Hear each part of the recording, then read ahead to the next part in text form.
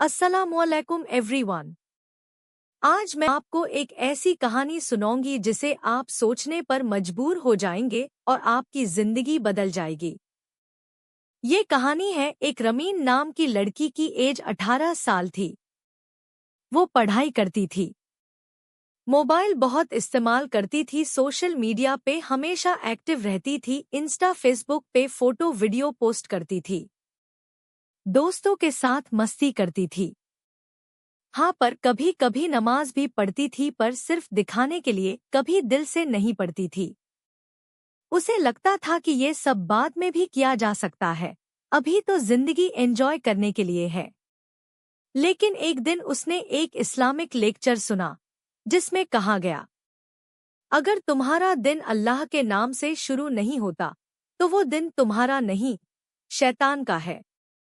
ये वर्ड उसके दिल में गूंजने लगे। उस रात रामीन ने देर तक सोचते हुए खुद से सवाल किया, क्या सच में मैं सही रास्ते पर हूँ? अगली सुबह उसने ठान लिया कि अब उसकी टाइम टेबल बदलेगी। सुबह अलार्म बजते ही उसने अल्हम्दुलिल्लाह कहा, वुजू किया और फज्र की नमाज पढ़ी। नमाज के बाद उसने कुरान की सिर्फ 10 आयतें पढ़ी, लेकिन तर्जुमा भी देखा। उसे महसूस हुआ जैसे ये अल्लाह का सीधा पैगाम है जो उसके दिल में उतर रहा है।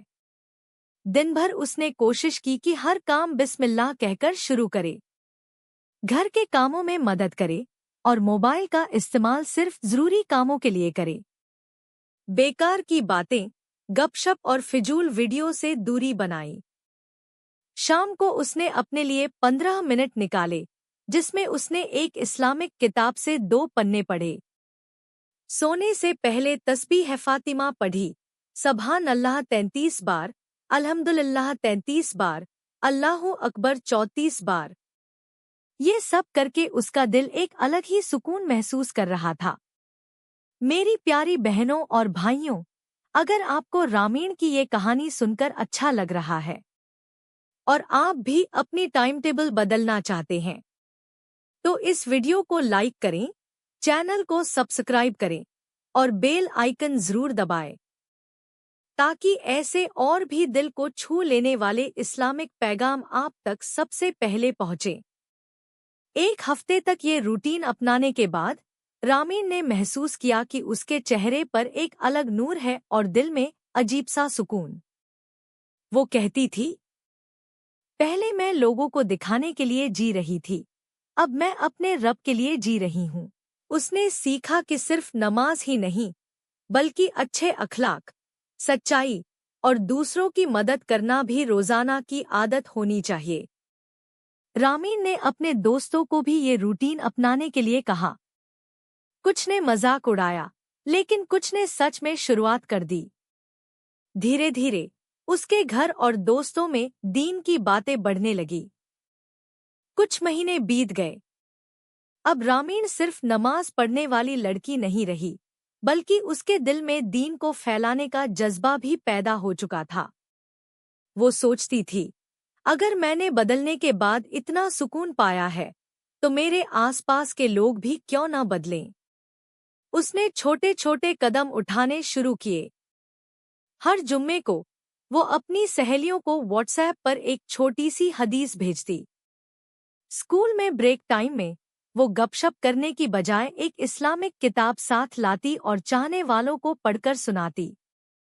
सोशल मीडिया पर अब उसकी तस्वीरें और फिजूल पोस्ट नहीं, बल्कि कुरान की आयतें और नेक बातों वाले मैसेज होते थे। धीरे धीरे उसके पोस्ट देखने वालों में से कुछ लड़कियों ने पर्दा अपनाना शुरू कर दिया, कुछ ने नमाज पक्की कर ली। ये देखकर रामीन का ईमान और मजबूत हो गया। एक दिन उसकी एक पुरानी दोस्त ने मैसेज किया, रामीन, मैं बहुत गुनाहों में घिरी थी, लेकिन तुम्हारे भेजे हुए एक मैसेज ने मेरी जिंदगी बदल दी। अल्लाह तुम्हें खुश रखे। ये पढ़कर रामीन की आंखों से आंसू निकल पड़े।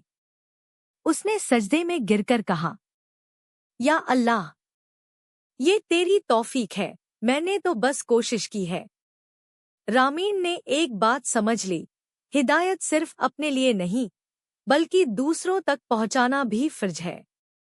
उसने नियत की कि वो जिंदगी भर इस काम को जारी रखेगी। मेरे प्यारे भाइयों और बहनों, ये कहानी हमें सिखाती है कि अगर एक लड़की अपने मोबाइल और वक्त का इस्तेमाल सही दिशा में कर सकती है, तो हम क्यों नहीं?